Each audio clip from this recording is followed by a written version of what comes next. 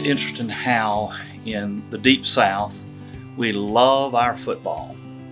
And you got all kind of people who talk about football. They live it. They do all kind of things. But it's so interesting. You've got people who have a heart for football because they've worked at it, trained it, love it because of that.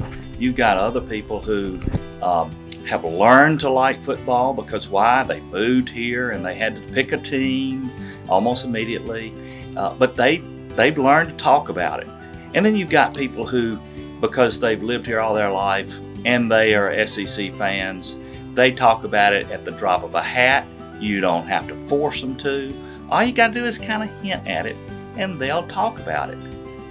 Isn't it interesting that nobody trains anybody how to talk about SEC football, regardless of whether you're for Auburn or Alabama? When people talk about evangelism, we oftentimes get into the whole training aspect of things. We begin to talk about how we have to put together programs and we have to do this and we have to do that. But it's so interesting that when the scriptures talk about what we call evangelism, it uses words like witness or the word discipleship. And oftentimes the problem is that we think we have to be trained to do it. But nobody trains the football fan how to talk about football. And if you look at the early church, or you look at lots of illustrations in the book of Acts, or you look at illustrations from the Old Testament, there are people who, when they learned about God, they immediately started talking about it. That's what we're going to be studying.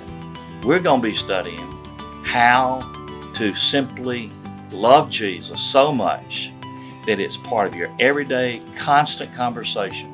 If you're with an unbeliever, it's part of your conversation so that you're doing evangelism. If you're with another believer, it's part of your conversation in that you're going to be doing discipleship.